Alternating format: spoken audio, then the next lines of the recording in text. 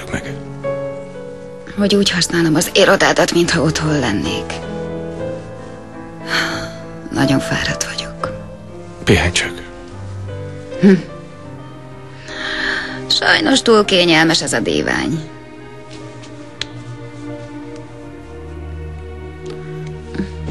Julia, mondanom kell valamit. Mit?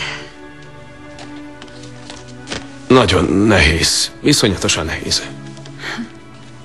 Mi volt valaha is könnyű kettőnk között?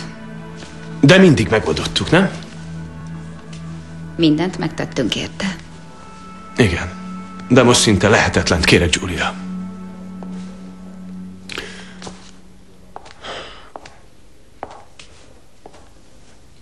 Figyelj.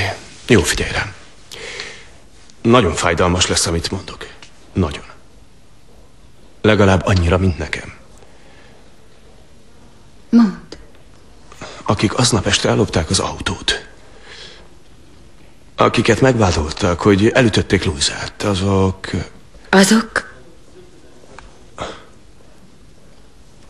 Azok ártatlanok. Nézd, nem ők vezették az autót, hanem valaki más. Ki? Antonio, tudod, ki volt? Mariella. Mariella volt, ő ütötte el Louisát. Micsoda? Julia, csak most tudtam meg, és rögtön bejelentettem. Julia, figyelj rám! De miért kell elviselned még ezt is? Julia! Sosem lesz vége. De Julia, drágám, kérdez... Sosem lesz vége. Figyelj, számomra vége és számodra is, Julia! Nem, én ezt nem bírom!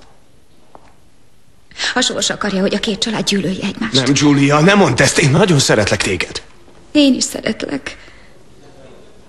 De nem tudom, hogy ez elég-e. Julia. Most már nem tudok semmit.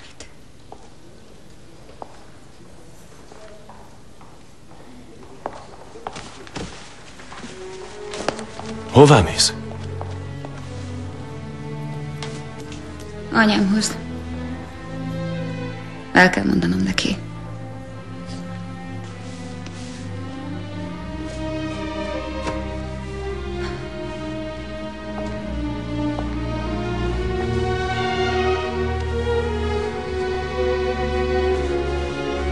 Ölej meg!